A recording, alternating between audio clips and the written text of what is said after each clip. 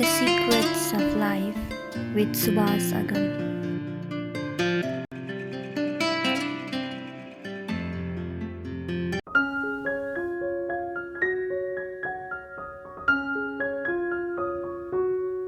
नमस्कार। The secrets of लाइफको आजको अङ्कमा समयको गर्भमा लुकेको एक सन्तको कथा सुनाउनेछु।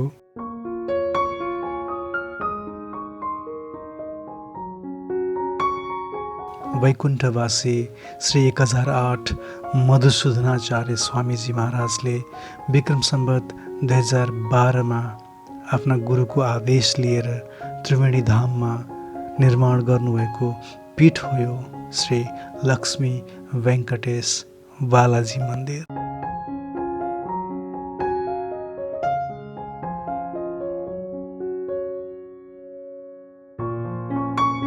तस्विरमा देखिने अर्चा विग्रह मधुसूदनाचार्यजीद्वारा नै अयोध्यादेखि नेपाल ल्याइएको विग्रह हो, जुन आजसम्म पनि साक्षात् दर्शन गर्न सकिन्छ।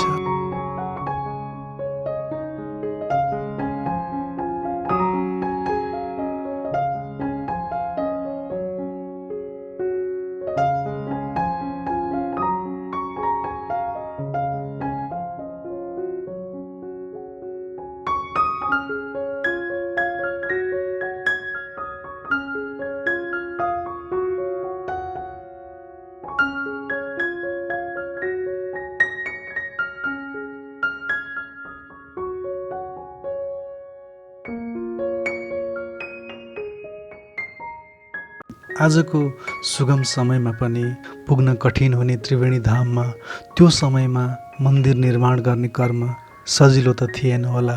त्यस बेलाको व्यापारिक केन्द्र सहपुर नै आज त्रिवेणी धाम बनेर चिनिएको छ।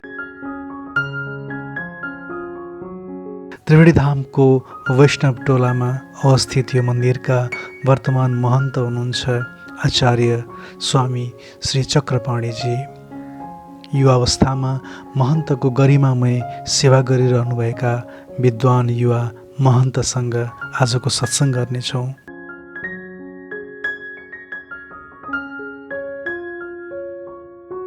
आउनुहोस्, द सिक्रेट्स अफ लाइफको यो नवीन अङ्कमा सुस्वागतम। The Secrets of Life with Subhas Agam.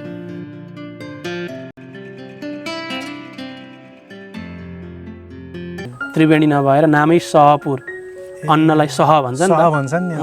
त्यो सह नै सहको भण्डार भएको भएर सहपुर भन्ने त्यसै पनि चितवन नवलपरासीलाई चाहिँ धानको त सबैभन्दा बढी उत्पादन हुने क्षेत्र नै मानिन्छ, सहपुर भन्ने। त्रिवेणी त पछि राजा महेन्द्र आइसकेपछि यो वाल्मिकीको विषयमा चाहिँ अलिकति विकास गर्ने भइसकेपछि सन्त महात्माहरू बसेर तिनटाको सङ्गम यसलाई त्रिवेणी भनेर पनि प्रचारमा लिएर आउँ भनेर नाम त्रिवेणी भएर आएको। तर सहपुर भनेर चाहिँ इसको चाहिँ थियो अरे पहिलादेखि नै।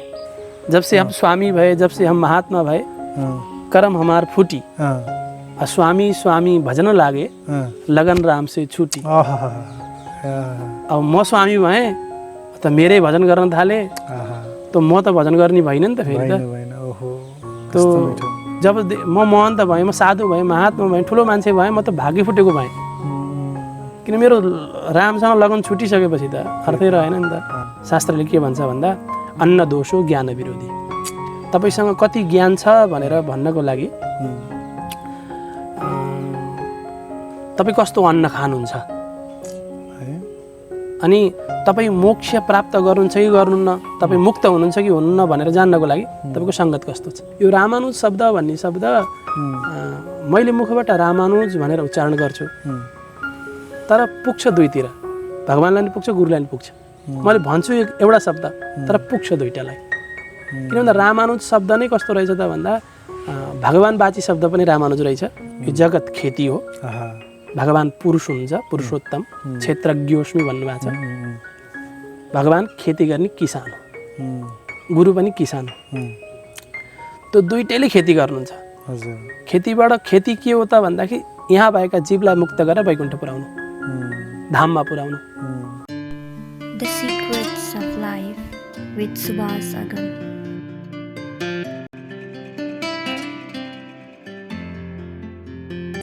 नमस्कार समादरणीय दर्शकवृन्द, द सिक्रेट्स अफ लाइफको यो अर्को अङ्कमा हजुरहरूलाई स्वागत गर्न चाहन्छु। त्रिवेणी धाम विशेषका विविध अङ्कहरू आइरहेका छन् अहिले द सिक्रेट्स अफ लाइफमा। यही क्रममा आज फेरि लक्ष्मी वेङ्कटेश मन्दिरमा म आइपुगेको छु। यस मन्दिरका तेस्रो पुस्ताका महन्त मठाधीश आचार्य चक्रपाणीजी हाम्रो साथमा हुनुहुन्छ। उहाँबाट जीवन दर्शन र त्रिवेणी धामको बारेमा धेरै कुराहरू बुझ्नेछौँ। आउनुहोस् उहाँलाई स्वागत गरौँ। कार्यक्रममा स्वागत छ हजुरलाई। नमस्कार। आराम हुनुहुन्छ? ठिक छ। पहिलो कुरा मलाई रमाइलो के लागेको भने त्रिवेणी धाममा आइसकेपछि यहाँ साधु सन्तहरू खोज्ने क्रममा मैले अहिलेसम्म 3 जना साधुको इन्टरभ्यू गरेँ। 3 जना मध्येमा 3 जना युवाहरू अध्ययन गरेर त्यो अध्ययनमा पनि गहिराई छ, साधनामा पनि गहिराई छ र फेरि युवाहरू पनि हुनुहुन्छ।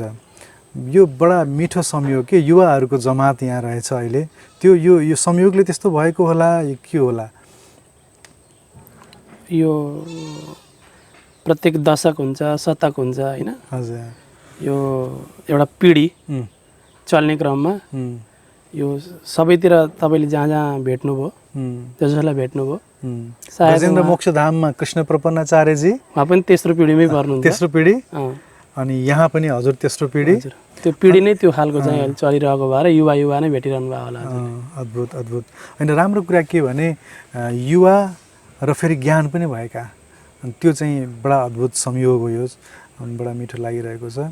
हजुर अहिले जुन लक्ष्मी वेङ्कटेश मन्दिरमा हुनुहुन्छ, यो मन्दिरमा म अचानक अनायास जब त्रिवेणी धाम आएँ र यहाँ साधु सन्तहरूको खोजी गरिरहेको बेलामा केही बटुकहरूले खोलामा बगेका दाउराहरू लिएर आएर जोगाउने, मिलाउने, व्यवस्थापन गर्ने काम गरिरहनु भएको थियो।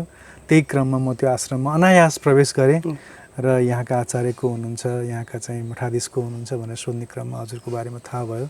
आज यो संयोग मिलेको छ। हजुरको व्यक्तिगत साधनाको बारेमा, हजुरको व्यक्तिगत अध्ययनको बारेमा पनि म कुरा गर्नेछु। तर त्योभन्दा पहिला म हजुर जुन परम्परालाई समातेर, जुन परम्पराको लेगेसीमा हुनुहुन्छ, त्यो परम्पराको बारेमा थोरै बुझ्न मन लागेको। यो मन्दिर र यहाँ भएको जुन अर्चा विग्रह छ, त्यो विग्रहको आफ्नै खालको बडा रमाइलो कहानी रहेछ, कथा रहेछ। थोरै मलाई त्यो सुन्न मन लाग्यो। यो मन्दिरको विषयमा चाहिँ त्रिवेणी धाम आफैमा महत्त्वपूर्ण छ। गण्डकीको किनार, स्वर्णभद्रा, पूर्णभद्रा, अनि त्यसपछि गएर शालिग्रामको सङ्गम। धामले पनि आफ्नो महत्त्व बोकेको छ। त्यो धाम हुनको लागि त्यहाँ भएका मठ मन्दिरहरूले ठुलो भूमिका खेल्छन्। अभियसली अब गण्डकीको किनार भन्न त यहाँदेखि मुक्तिनाथसम्म गण्डकीको किनारै किनार हो नि त।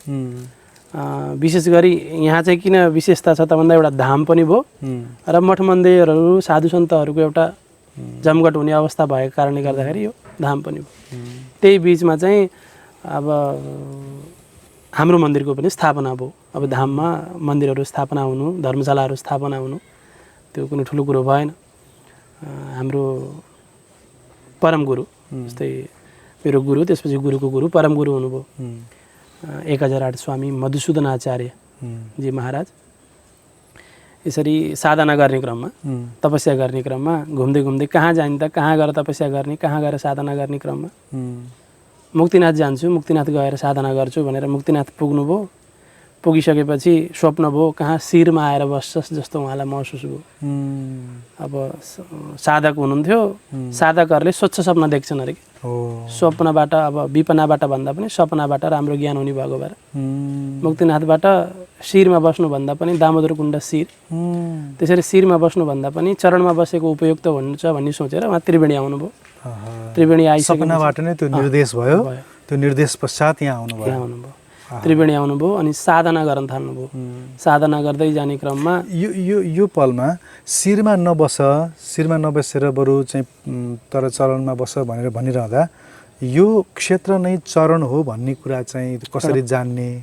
अब यो गण्डकीको महिमा वर्णन गर्दा, गण्डकीको महात्म्य हेर्दा, तपाईँको गण्डकी महात्म्य, मुक्तिनाथ महात्म्य आदि महात्म्यहरूमा चाहिँ शिर त्यसपछि गएर गलेश्वर गला हैन ऋषिकेश आदि अङ्गहरूमा चाहिँ हुँदै हुँदै देवघाट आउँदा कम्मर आदि हुँदै हुँदै त्यो एउटा चाहिँ मूर्तिको परिकल्पना गर्दा विग्रहको परिकल्पना गर्दा टक्क यहाँबाट सकिने गण्डकी यहाँबाट नेपालको भूमिबाट सकिने इन्डियातिर लाग्ने अब नेपालको उद्गम स्थल र नेपालमा यहाँबाट चाहिँ इन्डियातिर प्रस्थान हुने भइसकेपछि अभियसली पनि सो विचार गर्दाखेरि चरणै जस्तो पनि भयो र शास्त्रीय प्रमाणले गर्दा पनि चरणै हो भन्ने चाहिँ मानिन्छ। किन भन्दा चरण किन मानिन्छ त भन्दाखेरि साधकहरू जहिले पनि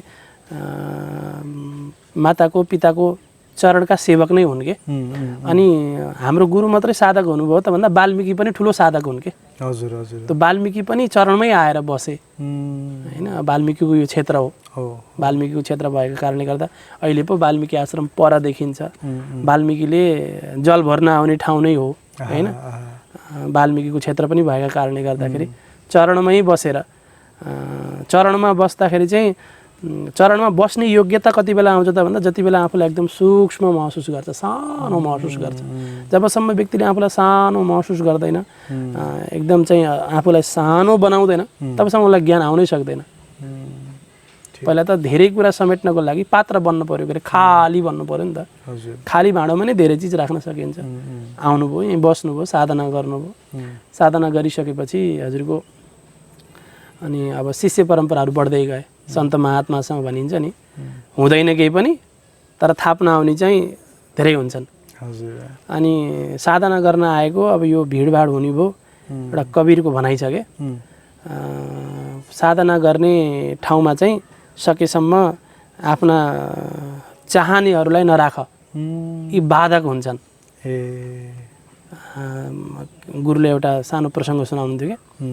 कवीरदास यसरी चाहिँ सत्सङ्ग गर्दै जाने, साधना गर्दै जाने क्रममा वृन्दावनको यमुनाका किनारमा बसेर साधना गर्ने महात्माहरूमा एउटा तेज हुँदो रहेछ, एउटा चाहिँ आकर्षण एउटा केही हुँदो रहेछ कि स्वतः खिचिन्छन्, भिड लाग्न थाले।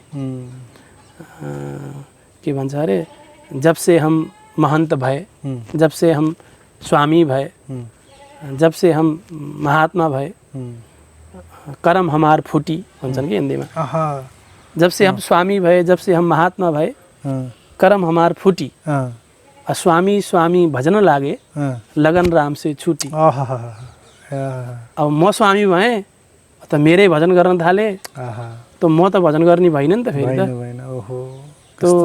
जब म महन्त भएँ, म साधु भएँ, महात्मा भएँ, ठुलो मान्छे भएँ, म त भाग्य फुटेको भएँ। किन मेरो रामसँग लगन छुटिसकेपछि त अर्थै रहेन नि त। अनि छोडेर हिँड्नु पऱ्यो कवीरजी। कहाँ जानुभयो अरे त भन्दा, कहाँ जाउँ म भन्दा, जहाँ मलाई निन्दा गर्छन्, जहाँ मलाई मान्छेले तिरस्कार गर्छन् त्यहीँ गएर बस्छु। कहाँ जाने त भन्दा, त्यहाँ एउटा नामी चलेकी गणिका, जसलाई अब ठेट भाषामा भन्दा वेश्याको महल रहेछ। त्यही महलको अगाडिपट्टि सानो टुक्रो किनेर त्यहीँ बस्नुभएछ कवीरजी। यो मैले स्वामीजीकै प्रसङ्गमै त्यहाँ बस्नुभएछ। बसिसकेपछि कवीरजी अब ऊ 2 बजे आएर सुत्छे, उसको महफिल सजिएको हुन्छ। महात्मा 3 बजे उठेर भजन गर्न थाल्नुहुन्छ हैन। त्यहाँ शान्ति थियो, भजन गर्न थाल्नुहुन्छ।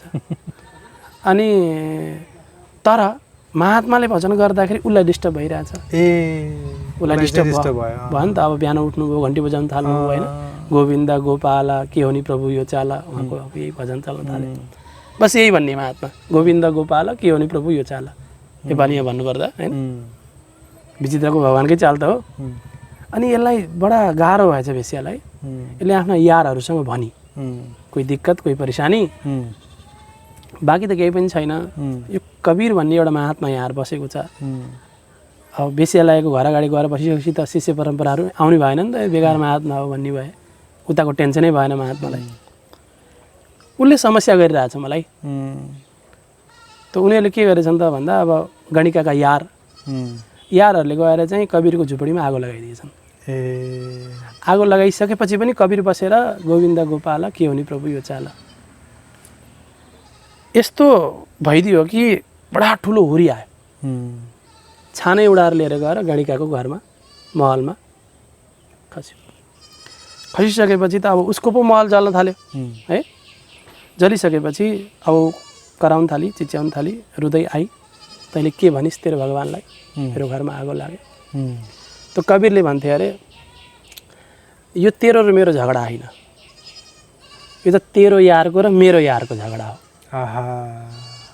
तेरा यारले मेरो घरमा आगो लगाइदिए, मेरो यारले तेरो घरमा आगो लगाइदिए। यो तेरो मेरो झगडा हुँदै होइन, यो त कसको झगडा हो त भन्दाखेरि तेरो यारको र मेरो यारको झगडा। अब यार कसलाई मान्छेस्? पाञ्चभौतिक शरीर बोकेको व्यक्तिलाई यार मान्छेस् कि यो चैतन्य स्वरूप छ त्यसलाई यार मान्छेस्?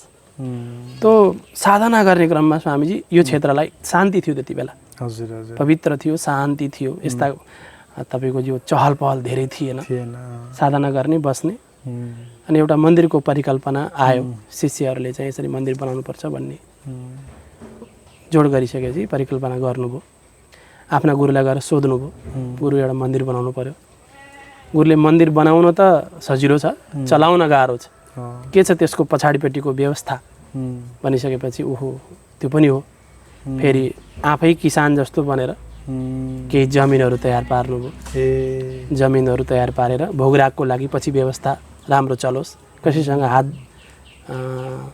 चतुर्भुजधारीले हात फैलाउन नपरोस् भन्ने उहाँले सोच्नुभयो। भगवान्सँग त 4 हात छन् नि त, 2 हात फैलाउनलाई 4 हातले दिनको लागि 4 हात भएको के।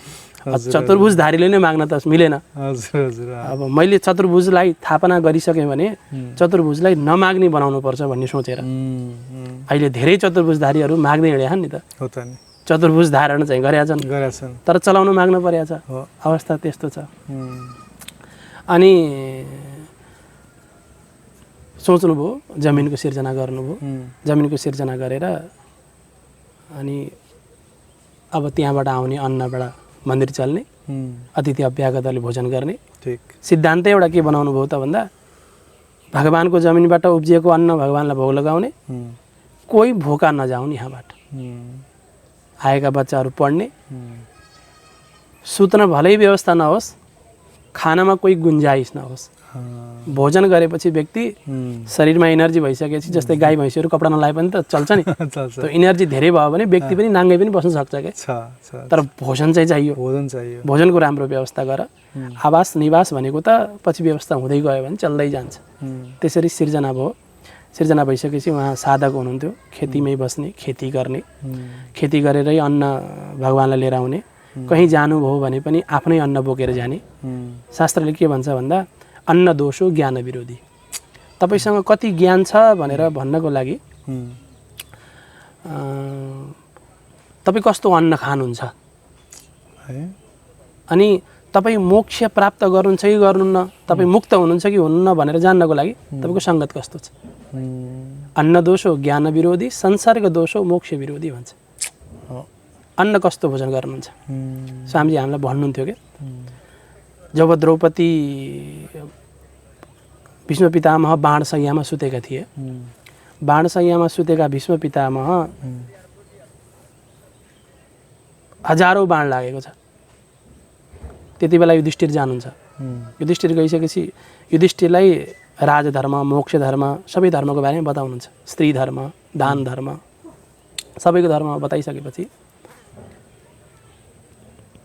स्त्री धर्मको बारेमा नि भीष्म पितामहले बताउनुहुन्छ। त्यति बेला द्रौपदी छेउमै बसेकी छन्, सुनिरहेकी छन्। जब भीष्म पितामहले त्यो धर्मको बारेमा बताउँदै हुनुहुन्छ, द्रौपदी हाँस्छिन्। कुनै पनि व्यक्तिले, चरित्र नभएको व्यक्तिले चरित्रवान कुरो गर्यो भने यो ढोङ गरे जस्तो बिल्कुल लाग्छ नि त एकदम। अनि द्रौपदी हाँसिन्। हाँसिसकेपछि पितामहले सोध्नुभयो, किन हाँस्यौ? तपाईँको मुखबाट धर्मको कुरा सुहाउँछ? भारी सभामा दुशासनले एउटी रजस्वला भएकी नारीलाई साडी तानेर निर्वस्त्र गरेर त्यत्रो इज्जत लुटिरहेको बेलामा तपाईँ पनि त त्यही हुनुहुन्थ्यो नि। यस्ता धर्म जानेको व्यक्तिले त्यो दुर्योधनलाई, दुशासनलाई सम्झाउनु पर्दैन? त्यति बेला तपाईँको धर्म कहाँ गएको थियो? द्रौपदीले सोधिसकेपछि पितामहले राम्रो उत्तर दिनुहुन्छ क्या। त्यति बेला द्रौपदी मैले दुशासनको अन्न खान्थेँ, दुर्योधनको अन्न खान्थेँ। जसको अन्न खाएको छु बुद्धि त्यसैको हुन्थ्यो।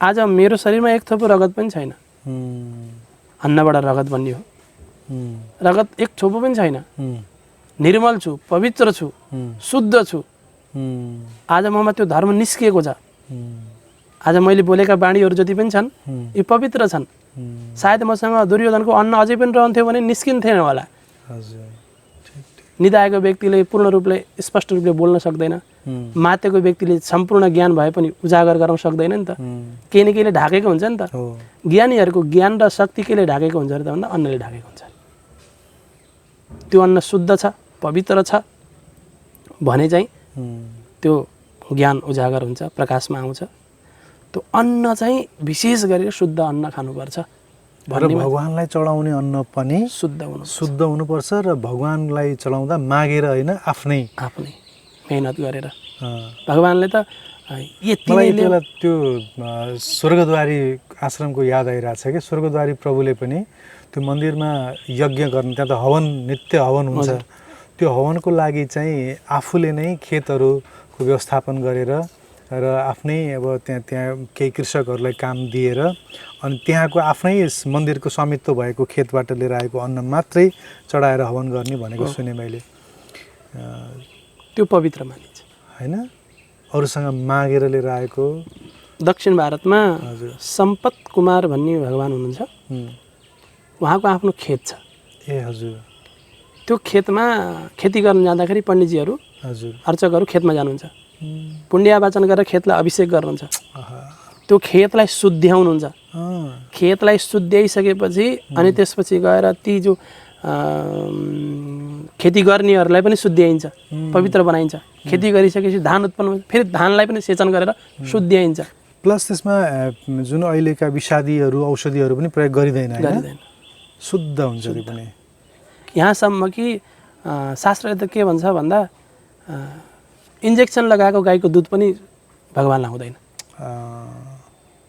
गोरु नै लगाउनु पर्ने ठीक उसको प्राकृतिक गाई गौशालामा साँडे पाल्नुपर्छ र गाई पनि फेरि जर्सी गाई होइन शुद्ध गाई चाहियो देशी अहिले त जमानै क्रसको आयो जर्सी भनेको त क्रस नै हो होइन मान्छे क्रस भन्दाखेरि जे पनि चिज अहिले कस्तो भइदियो त भन्दाखेरि हाइब्रिड जेनेटिकली मोडिफाइड शुद्ध चिज त पाइनै छोड्दैन शुद्धलाई सेवामा चाहिँ शुद्ध चिजहरू प्रयोग गर्नुपर्छ भन्ने मान्यता राख्नुहुन्थ्यो यसरी चाहिँ उहाँले खेत नै यहीँ नजिकै खेत यहाँबाट त्रिवेणीबाट लगभग 7 किलोमिटर पर सत्यपति भनेर त्यो जङ्गल नै आफैले बनाउनु भयो आफै फाडेर निर्माण गर्नुभयो केही किन्नुभयो केही चाहिँ त्यति बेला अब जङ्गल थियो अवस्था थियो फाँडफुँड गर्नुभयो हैन अब सुन्नमा त के आउँछ भन्दा भगवानलाई फाड्नुभन्दा पनि किनेको अझ शुद्ध हुन्छ मैले मेहनतले किनेको अझ शुद्ध हुन्छ भन्ने सोचेर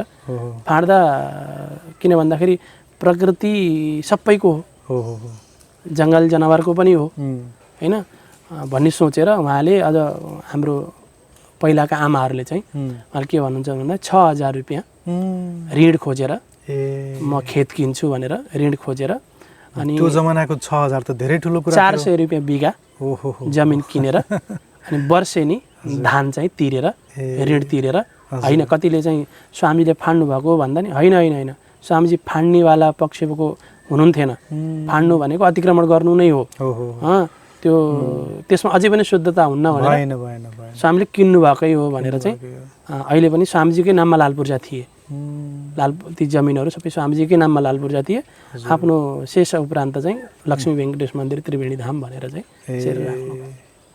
अनि त्यसरी चाहिँ धान उत्पादन गर्ने सबै गहुँ तेलदेखि लिएर सबै त्यहाँ उत्पादन भयो त्यसपछि मन्दिरको स्थापना पनि भयो त्यसपछि अनि मन्दिर चल्दै गयो हजुर अनि उहाँ अब अशक्त भइसकेपछि हैन साधक हुनुहुन्थ्यो अष्टाक्षरीको राम्रो सिद्धि थियो नित्य हवन गर्नुहुन्थ्यो नित्य हवन गर्ने त्यति बेला उहाँ त्रिवेणी आउँदा त्रिवेणी अहिले जस्तो त थिएन होला यो बाँध बाँधिएर राखिएको जुन नदी छ यस्तो पनि थिएन होला त्रिवेणीको अवस्था कस्तो थियो रे त्यति बेला त्यति बेलाको अवस्था यति धेरै गाउँहरू थिएनन् केही गिने चुने 2-3टा मन्दिरहरू थिए जस्तै बालपुरी भन्ने बालपुरी बाबा हजुरको शिवालय अनि त्यसपछि गएर जस्तै हामीले गजेन्द्र मोक्ष त्यहाँ गजेन्द्रको शिला आदि हैन गजेन्द्र मोक्ष भनेर यहाँ हात्तीको मोक्ष भएको भनेर चाहिँ शिलाहरू एउटा प्राचीन अवशेषहरू चिजहरू तीहरू होइन हजुर अनि तिनै चिजहरू अनि अनि उतापट्टि चाहिँ वाल्मिकी आश्रम वाल्मिकी केही अवशेषहरू केही भग्नावशेषहरू थिए ती थिए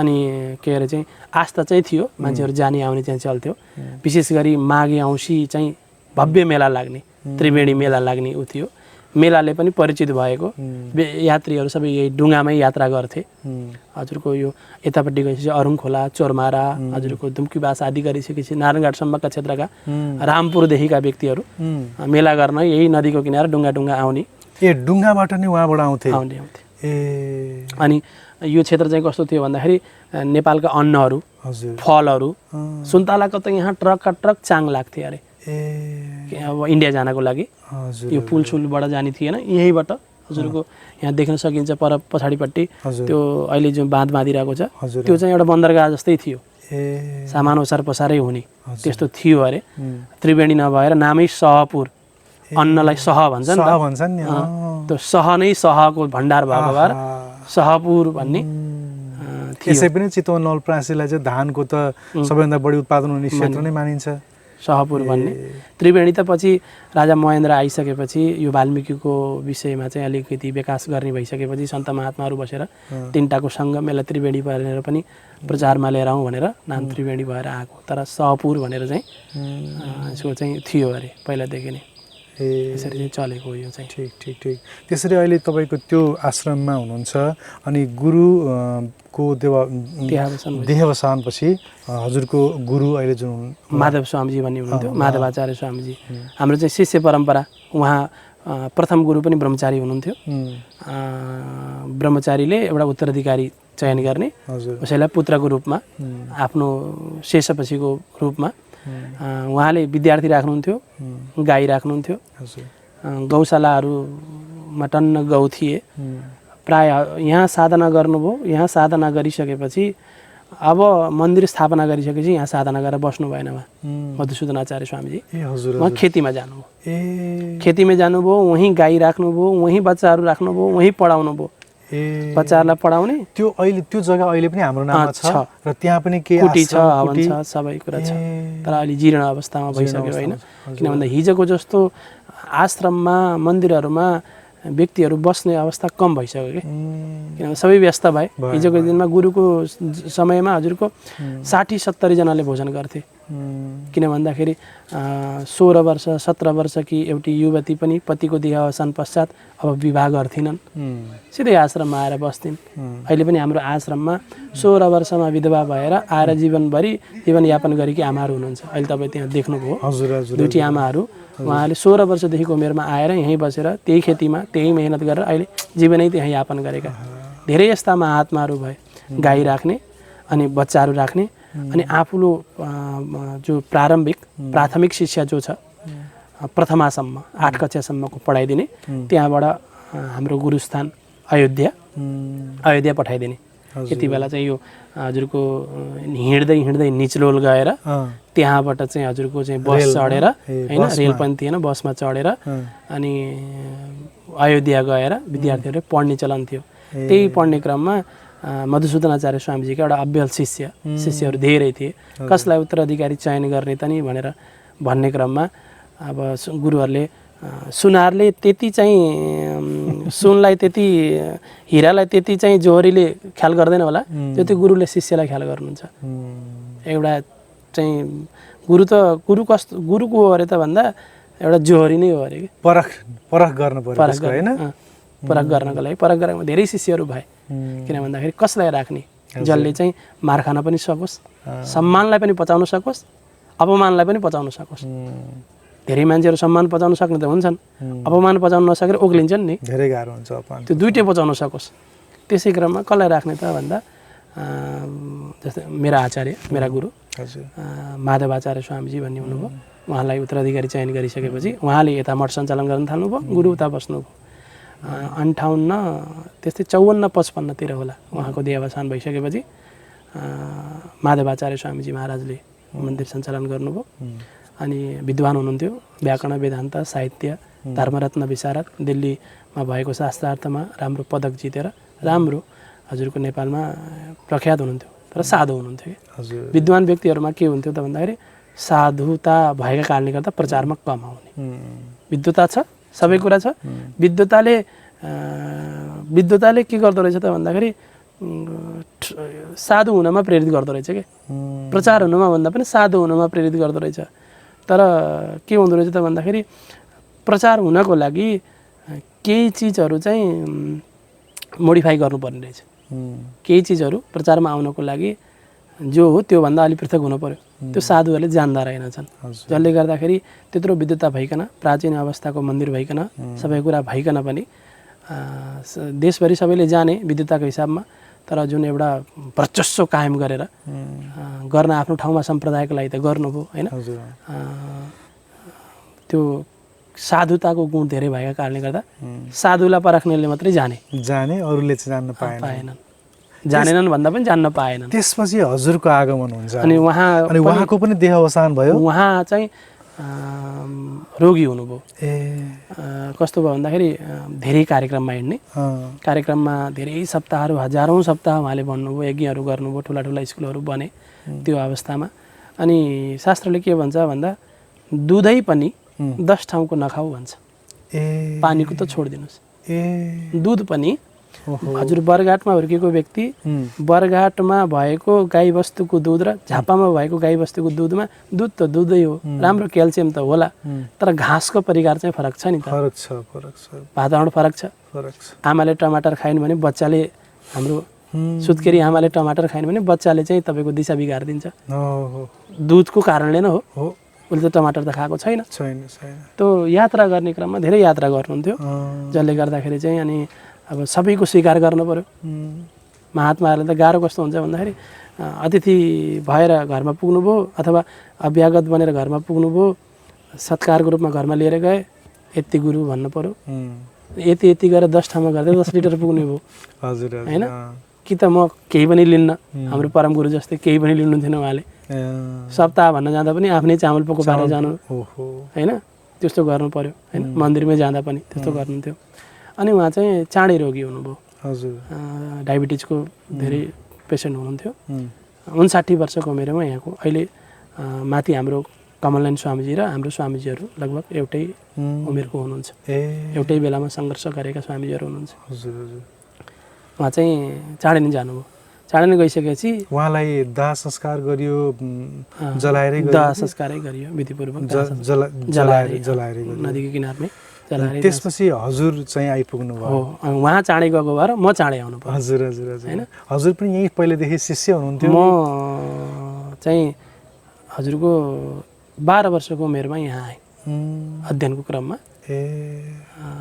12 वर्षको उमेरमा यहाँ आएँ गुरु दीक्षा लिएर गुरुबाट केही शिक्षा आर्जन भयो त्यसपछि हाम्रो पढ्न जाने परम्परा अयोध्या पठाउनुहुन्थ्यो अयोध्या गइयो अयोध्या गएर वहीँ अध्ययन गरियो अध्ययन गरिसकेपछि आफ्नो अध्ययनलाई पुरा गर्दै लिएर गइसकेपछि अनि कालान्तरमा अब एउटा उत्तराधिकारी चयन गर्ने कुरा हुन्छ अब कसलाई चयन गर्ने भन्ने विषयमा सबैको एउटा सहमति भइसकेपछि पहिला उत्तराधिकारी चयन भइयो उत्तराधिकारी चयन भइसकेपछि उत्तराधिकारी भइसके पनि स्वामीजी हुनुहुन्थ्यो र बाहिर एउटा यात्रामा निस्किएर एउटा प्रभाव छोड्नको लागि समय हुन्थ्यो किन भन्दाखेरि घरमा पिताजी हुनुहुन्छ छोरो बाहिर निस्किएर मेहनत गर्न पाउँथ्यो नि त त्यो समय छोटो भइदियो मेरा लागि चाहिँ 4 वर्षको अन्तरालमै उत्तराधिकारी र मठाधीशको पदमा जानुपर्ने भयो जबकि उत्तराधिकारी भएको 10औं वर्ष 20औं वर्षपछि अब हजुरले अहिले यहीँ माथि गजेन्द्र मोक्षमा देख्नुभयो कृष्ण स्वामीजीका लागि अहिले स्वामीजी हुनुहुन्छ पिताजी माथि बसेर सबै गरिरहनु भएको छ पुत्रको रूपमा यहाँ बसेर सञ्चालन गरिरहनु भएको छ त्यो चाहिँ मेरो हकमा रहेन अब पिताजी गइहाल्नु भयो अनि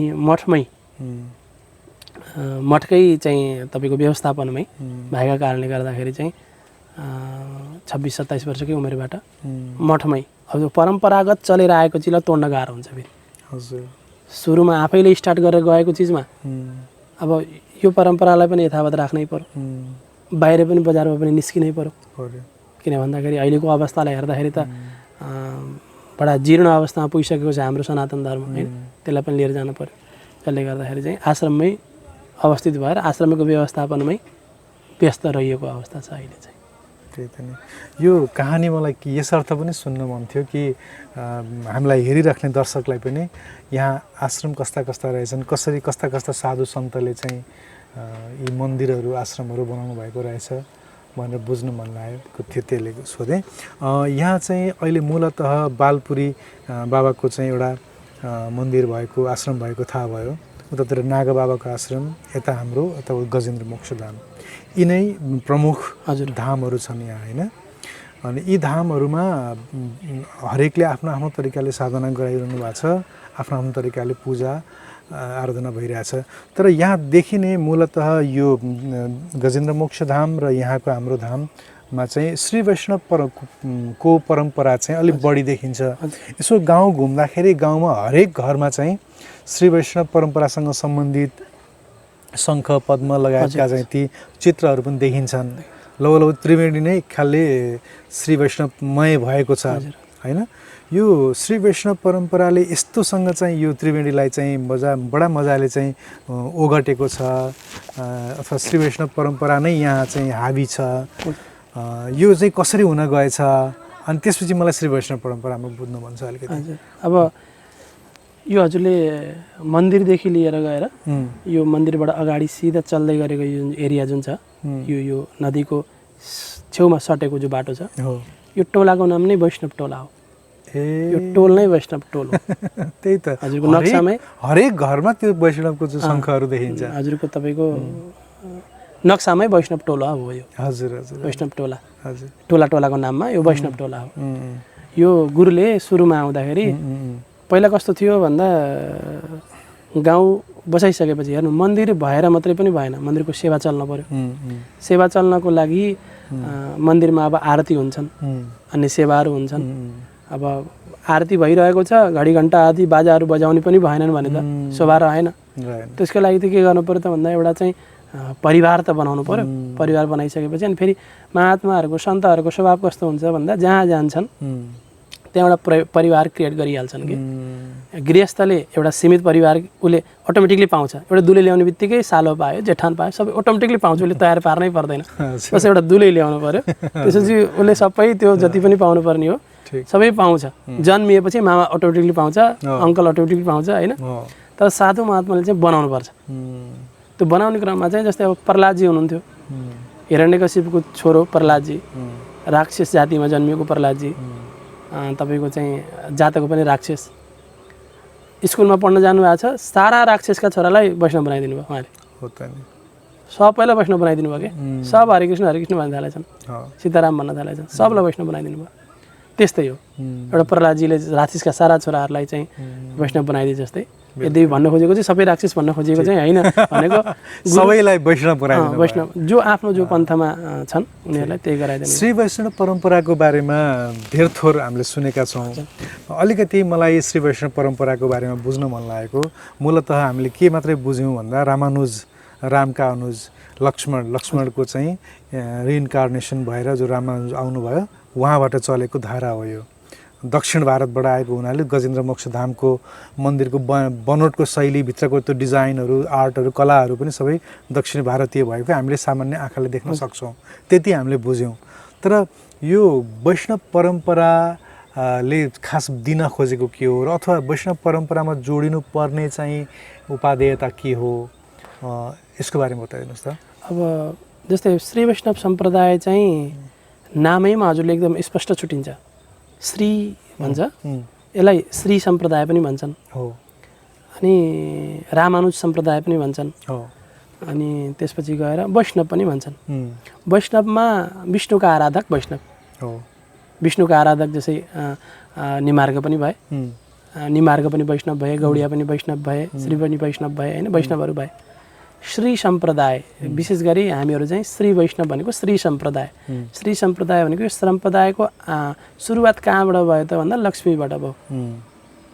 मैले हजुरकै इन्टरभ्यू हेरेको थिएँ, चुडामणिजी सायद बद्रीनारायण मन्दिर चुडामणिजी, उहाँले बताइरहनु भएको छ, चतुर्भुजाचार्यजी उहाँले बताइरहनु भएको छ लक्ष्मीलाई सबभन्दा पहिला मन्त्रको दीक्षा दिएर लक्ष्मीबाट प्रारम्भ भएको बद्रीनारायण भगवान, लक्ष्मीनाथ समारम्भ बद्रीनारायण भगवानले आफू साधन गरेर अनि त्यसपछि गएर लक्ष्मीबाट मन्त्र प्रवाह हुँदै हुँदै हुँदै हुँदै गएको। यसलाई प्रवर्तन गर्ने क्रममा चाहिँ कसले प्रवर्तन गर्यो त भन्दा रामानुजाचार्यले। जस्तै अब शङ्कराचार्यले प्रवर्तन गरेको शङ्कराचार्य पीठ भए जस्तै शैव सम्प्रदाय भनेको के हो त भन्दा शिवजीको आराधकहरूको सम्प्रदाय शैव सम्प्रदाय। प्रवर्तक को भयो त भन्दा शङ्कराचार्य भने जस्तै श्री वैष्णव सम्प्रदाय श्रीबाट लक्ष्मीनारायणबाटै लक्ष्मीनारायण भगवान्ले लक्ष्मीलाई मन्त्र दिँदै दीक्षा दिँदै गएको। अनि प्रवर्तक को भयो त भन्दा रामानुजाचार्य हुनुभयो। अब हजुरले रामानुजलाई राम अनुज भनेर जुन शब्द टुक्राएर मलाई अघि बताउँदै हुनुहुन्थ्यो, रामका अनुज भाइ चाहिँ भरत पनि थिए, शत्रुघ्न पनि थिए होइन, लक्ष्मण नै हुन् भन्ने कुरा चाहिँ यो कसरी भन्न सकिन्छ? शास्त्रले के भन्छ भन्दा रामानुज को हो त भनेर भन्दा प्रथमोऽनन्त रूपश्च।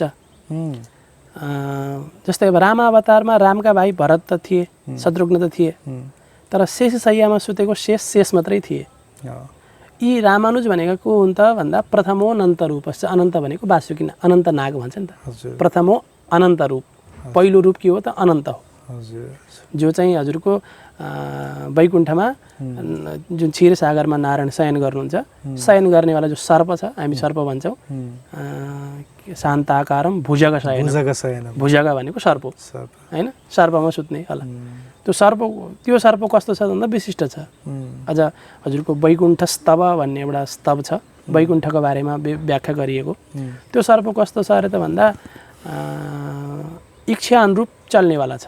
जस्तै भगवान्लाई यसो पल्टिन मन लाग्यो भने तकिया बनिदिनेवाला सर्प न हो, गुजुल्टे जस्तो गरेर पछाडिपट्टि गइदियो भइगयो, तकिया हो होइन, निवास शय्या होइन, आसन बनिदियो भयो।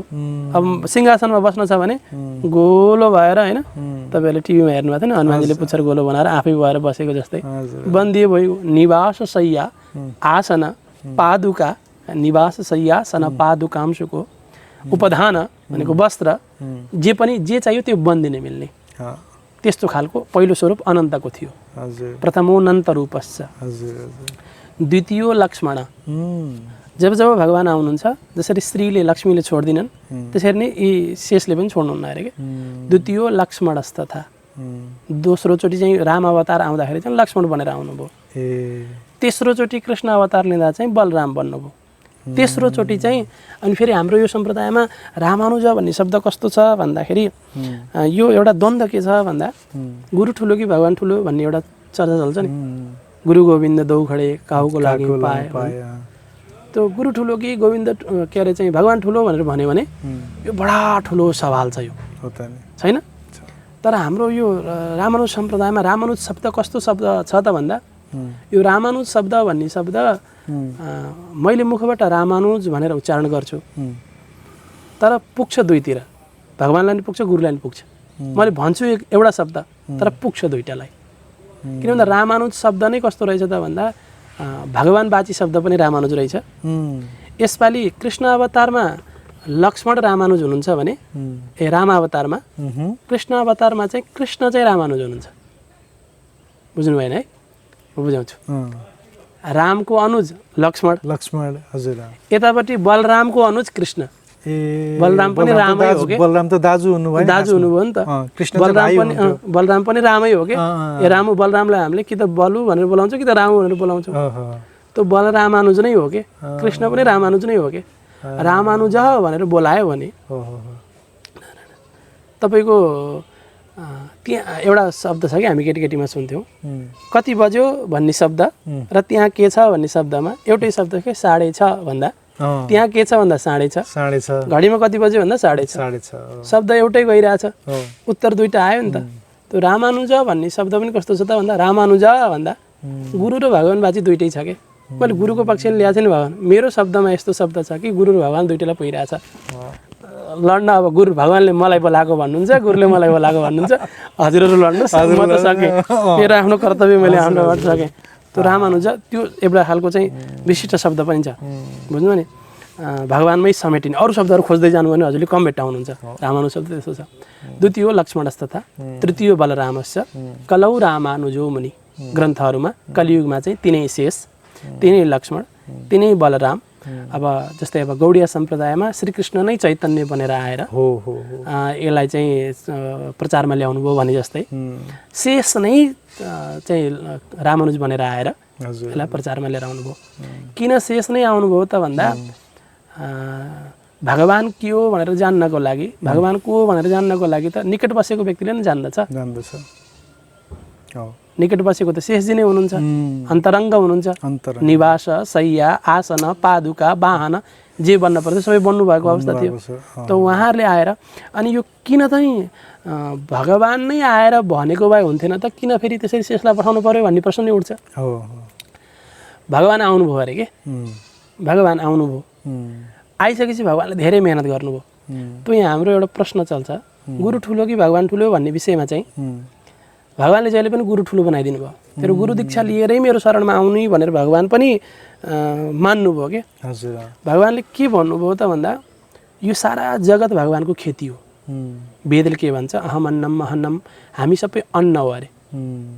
त्यही भगवान् र गुरु चाहिँ के हुन् त भन्दा किसान हो। यो जगत खेती हो, भगवान् पुरुष हुनुहुन्छ, पुरुषोत्तम, क्षेत्रज्ञोस्मी भन्नुभएको छ। भगवान् खेती गर्ने किसान हो, गुरु पनि किसान हो। त दुईटैले खेती गर्नुहुन्छ। खेतीबाट खेती के हो त भन्दाखेरि यहाँ भएका जीवलाई मुक्त गरेर वैकुण्ठ पुर्याउनु, धाममा पुर्याउनु। The Secrets of Life with Subhas Agam.